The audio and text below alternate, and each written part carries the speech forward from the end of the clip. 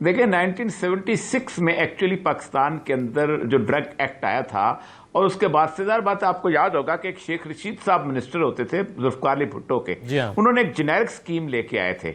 और वो generic scheme का बेसिक मकसद ये था कि जो फार्मास्यूटिकल कंपनीज हैं जो बहुत ज्यादा जो मुनाफाखोरी करते हैं, मतलब फॉर एग्जांपल आपने क्लोरोफेनिकल है, वो फाइजर वाला जो है वो उसके वो लेगा 500 रुपया, और एक आम दूसरा जो है अल्फा वाले का वो जो है 50 रुपए का हो जाएगा। ये फर्क क्या है? तो जबकि सॉल्ट भी एक है, प्रिपरेशन भी एक है, और फिर अगर आप यही करते हैं तो क्वालिटी कंट्रोल किस लिए बैठा हुआ है? वो चलता रहा बड़ी देर तक, आहिस्ता आहिस्ता जैसे भी था, उसने फार्मास्यूटिकल इंडस्ट्री भी चलती रही।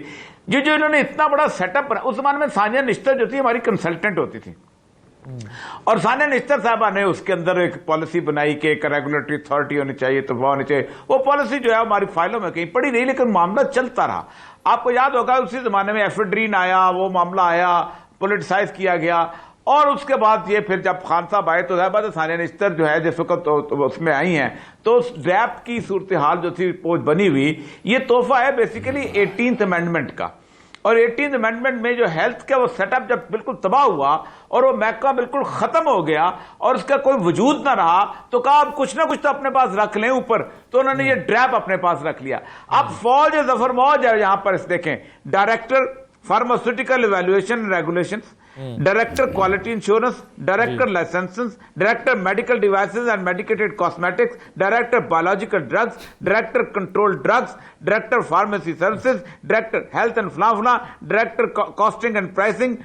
ये इतना कुछ जो है 13 डायरेक्टर के बावजूद भी आप, मतलब दुनिया में किसी भी इस तरह की बॉडी में कोई 4-5 से ज्यादा डायरेक्टर नहीं होते, 13 डायरेक्टर्स हैं इसके। अच्छा, ऊपर देखें, ऊपर जो है ना, जो पॉलिसी बोर्ड है उसमें एक आदमी भी ऐसा नहीं, सारी ब्यूरोक्रेसी कटी हुई है। मिनिस्ट्री का फलाने का सेक्रेटरी, फलाने का सेक्रेटरी, फलाने का सेक्रेटरी, ये सेक्रेटरी, उन्होंने अपनी एक मोनोपोली से बना के रखी हुई है। और फार्मास्यूटिकल इंडस्ट्री में सच्ची बात बताऊं, आपकी तबाह हो चुकी है इस मामला के अंदर। कोई जिसको जो जी चाहता है, जैसा बस चलता है वो करता रहता है। दुनिया पूरी में जो फार्मास्यूटिकल कंपनीज चलती है ना, वो रिसर्च चलती हैं। अभी ये कह रहे थे कि हमें बाहर से चीजें मंगवाने दें, हम उनको हमारा रॉ मटेरियल। सबसे बड़ी बात यह है कि आप इनोवेटिव रिसर्च करते हैं। इस वक्त क्राइसिस आया था, आपने सैनिटाइजर आपके लोकल रिसर्च करवाते कि कौन सी ऐसी चीज है जो पाकिस्तान में अवेलेबल, जिससे हाथ धोए जाएं तो वो सैनिटाइजर का नेवल बजर हो सकता है, उसको आप मार्केट में लेके आ जाते। तो अब मसला सारा यह है कि आपने एक दवा जो है एक कंपनी ने कहीं बनाई, आपने ISO 2001 की बजाय 2002 पे ले लिया लाइसेंस, और वो खटाखट मैन्युफैक्चर करना शुरू कर दिए। पाकिस्तान में इससे तबाहकुन काम ही नहीं हुआ जो इस वक्त ड्रग रेगुलेटरी अथॉरिटीज है। और लोगों की जाने, मैं आपको बताऊं, मेरे पास केसेस आते थे, डॉक्टर्स ने लोगों को एंटीबायोटिक की नई एक चीज दी होती थी और लोगों का प्लास्टिक का एनीमिया हो जाता था, वो कैंसर से मर जाते थे, और कोई कंट्रोल नहीं है। अच्छा, क्वालिटी कंट्रोल का तो तस्वर ही कोई नहीं, वो सूपों के पास कहीं जाकर चला जाता है, वो ड्रग इंस्पेक्टर, कोई कोऑर्डिनेशन नहीं है, अजीब व गरीब कंफ्यूजन है। लोग जो हैं गलत दवाइयों से मर रहे हैं, न दवाइयों की अनअवेलेबिलिटी से मर रहे हैं। कमाल की बात है, और आप अभी तक इस चक्कर में रूल्स ही नहीं बना सके। अच्छा, आज जाहिद बख्तावी साहब मेरे साथ मौजूद हैं, चेयरमैन है chemist and drugs association Punjab के, और सदर डिवीजनल सदर हैं मरकज़ी अंजुमन ताजरान रावलपिंडी के। जाहिद बख्तावी साहब, सर मुझे सबसे पहले तो ये बताएं कि आप ड्रैप के इशू की वजह से, अभी हम फार्मासिस्ट से बात कर रहे थे, किस तरह से उनको मैन्युफैक्चरिंग में प्रॉब्लम आ रहा है, ये फार्मेसीज पर किस तरह की दवाओं की किल्लत पैदा हुई ड्रैप के इस डिसफंक्शनल हो जाने की वजह से, किस किस्म के मसाइल का सामना करना पड़ा आपको पिछले कुछ दिन में? बहुत शुक्रिया जी। मैं काफ़ी देर से ये बात सुन रहा हूँ ड्रैप के बारे में, जो इशू आप बयान कर रहे हैं दोस्त मेरे जी।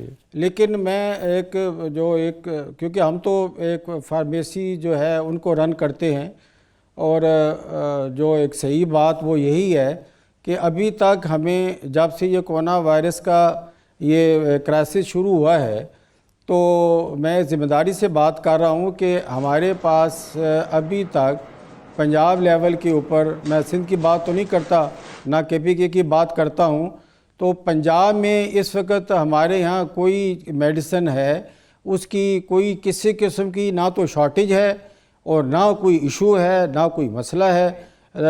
इस हालात में भी इतने पैनिक माहौल में भी लोग आ रहे हैं, तमाम फार्मेसीज खुली हैं पंजाब की और लोग मेडिसिन लेके जा रहे हैं, उसी प्राइस पे लेके जा रहे हैं, कोई प्राइसेस नहीं बढ़ी।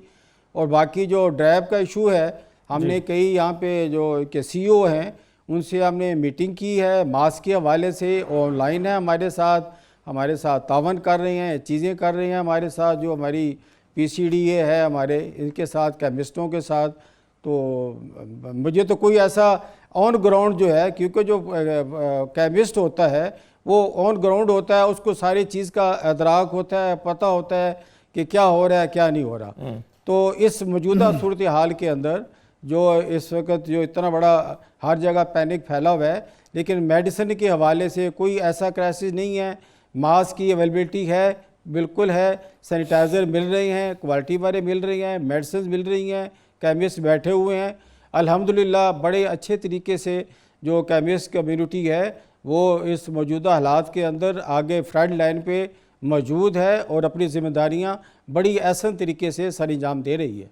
सही है इरशाद साहब, लेकिन अभी जो फार्मर्स हमारे साथ मौजूद थे वो कहते हैं कई चीज़ों को हम रॉ मटेरियल को नहीं जो है वो इम्पोर्ट कर पा रहे और हमें प्रॉब्लम का सामना करना पड़ रहा है, और मार्केट में इस वक्त जो है वो गैर मयारी और गैर कानूनी हैंड सैनिटाइजर्स की भरमार है। तो कुछ प्रॉब्लम्स तो है ना ग्राउंड पे?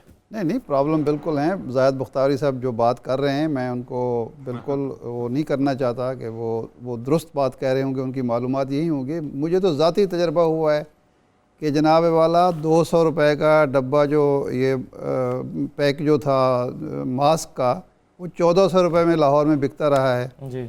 और ये ग्लव्स जो हैं ये नहीं मिल रहे थे। सैनिटाइज़र 100 रुपये वाला जो था वो 600 रुपये का बिका है, अब भी है, अब भी अवेलेबल नहीं है कई जगहों पे।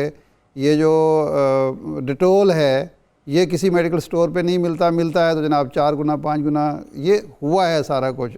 और इसमें एक मेडिसिन जो मेरे घर में रेगुलर आती है उसकी मार्केट में शॉर्टेज बहरहाल है। मैं उस एक मेडिसिन के बारे में बात कर सकता हूँ, नाम मैं नहीं लेता। क्लोरोक्वीन वो तो वैसे ही नायाब हो गई। तो ये शॉर्टेज है।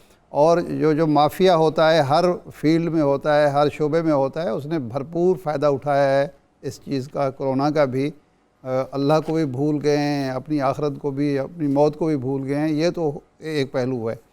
दूसरा ये है कि जो बात औरिया साहब ने कही थी कि फार्मास्यूटिकल इंडस्ट्री जो था वो उसका काम सिर्फ ये नहीं है कि बाहर से जो फार्मूले आएँ वो दवाई तैयार करें मार्केट में दे दें। रिसर्च भी उनकी ज़िम्मेदारी है और ड्रैब की भी ज़िम्मेदारी है। उस शोबे में कोई काम नहीं हुआ। और फिर लोकल जो हमारे यहाँ रॉ मटेरियल है ये सारा हमारा क्यों बाहर पे इन्हिसार है? क्या लोकल हमारे यहाँ वो चीज़ें जो इंडिया में हैं हमारे यहाँ नहीं हैं? क्या हमारी ज़मीन मुख्तलिफ है, हमारी आबो हवा मुख्तलिफ है, हमारे यहाँ वो चीज़ें पैदा नहीं होती? ये कोशिश ही नहीं हुई। और इस इंडस्ट्री का फ़र्ज़ बनता था, जिस तरह एक शुगर मिल का जो मालिक है उसकी कोशिश होती है कि जहाँ उसकी शुगर मिल लगी हुई है वहाँ अच्छा गना पैदा हो जी। इसी तरह टेक्सटाइल वालों की कोशिश होती है। इसी तरह इनकी भी जिम्मेदारी बनती थी कि हमें लोकल जो रॉ मटेरियल है उस पर तवज्जो देनी चाहिए, उसकी हौसला अफजाई करनी चाहिए ताकि हमें सस्ता रॉ मटेरियल मिले और हमारी जो ख़ुद इन्हिसारी का जो है उसूल है वो आगे बढ़े। इस पर नहीं हुआ।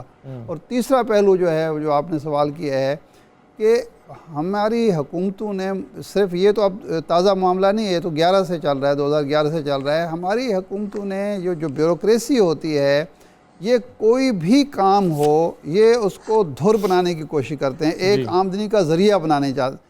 अगर ड्रैब मुस्तकिल बुनियादों पर काम कर रहा हो और उसमें प्रोफेशनल लोग बैठे हों तो ब्यूरोक्रेसी को उससे जो फ़ायदे मिलते हैं, अपने बंदे भर्ती कराने होते हैं, अपने कमीशन माफिया की सरपरस्ती करनी होती है और बहुत सारे जो मामलात होते हैं, फिर जो हुक्मरान होते हैं उनको भी ज़रूरत होती है कि अगर ये एडहाकिज़म होगा तो वो अपने अहाली मवाली जो हैं, खुशामदी जो हैं, उनको कहीं ना कहीं अकामोडेट कर सकेंगे। अगर एक सिस्टम के तहत कोई इदारा बन जाए और वो प्रोफेशनली काम कर रहा हो तो फिर ना MP MNA की उसमें कोई मुदाखलत रहती है, ना ब्यूरोक्रेसी की मुदाखलत रहती है, ना हुक्मरान अपने जो चमचे कड़छे होते हैं उनको वहाँ लगा सकते हैं। तो ये एक अफसोसनाक सूरत हाल है। कम अज़ कम सेहत के शोबे के साथ ये खिलवाड़ नहीं होना चाहिए। इमरान खान साहब तो दावा ही ये करके आए थे, 3 शोबों का उनका दावा था कि मैं पुलिस और हेल्थ को बेहतर करूँगा, हेल्थ को बेहतर करूँगा, एजुकेशन को बेहतर करूँगा।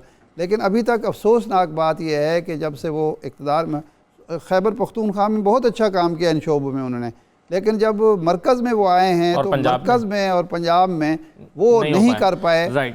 इसकी वजह क्या है ये वही बता सकते। ठीक है।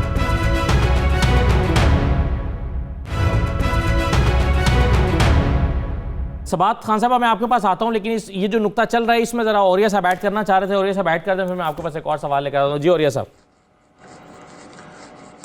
नहीं, मेरा ख्याल है अरशाद साहब ने बहुत अच्छी तरह एक्सप्लेन कर दिया कि मैंने सिर्फ ग्राउंड रियलिटी बताना चाहता था कि ग्राउंड रियलिटी बिल्कुल मुख्तलिफ है, हरा हरा नहीं है। और ये हरा हरा जाके कम से कम टीवी के ऊपर इस तरह ना बताया करे कि हर जगह इनाम सैनिटाइजर भी मिल रहे हैं और फलाना भी मिल रहा है और ये भी मिल रहा है। और मैंने जो हमेशा से हेल्थ में 2 दफा मैं रहा हूं, मेरी हेल्थ के फार्मास्यूटिकल इंडस्ट्री से यही रही है कि आप लोकलाइज किस्म की मटीरियल्स क्यों पैदा नहीं करते, आप यहां पर ऐसी फैक्ट्रियां क्यों नहीं लगती। ज़ाहिर कोई मुश्किल काम तो नहीं है। क्या पाकिस्तान में फौना फ्लोरा खत्म हो गया? क्या पाकिस्तान में जड़ी बूटियां वो खत्म हो गई हैं? क्या पाकिस्तान में सारे केमिकल्स जो है वो मरने बंद हो गए हुए हैं? सारा कुछ मौजूद है, आप यहां बनाए जाते हैं। लेकिन जाहिर बात है हमने वो एक आसान सा रखा हुआ है, पैकिंग इंडस्ट्री बनाने का हमारा तस्वर है, वो हम करते चले आ रहे हैं। तो अभी भी सैनिटाइजर यहां पर लोकली सैनिटाइजर हर्ब से बनाए जा सकते थे अगर थोड़ा सा भी 1 घंटे की या 1 महीने की, 1 घंटे की या 2 दिन की रिसर्च होती। तो ये हरा हरा बिल्कुल नहीं है। मास्क खत्म हो चुके हुए हैं, मिलते नहीं है, किसी से जाके पूछ लो, सैनिटाइजर्स नहीं मिलते। और बहरहाल मैं यही अरशाद ने बहुत बेहतर तरीके से बात कर ली। मैं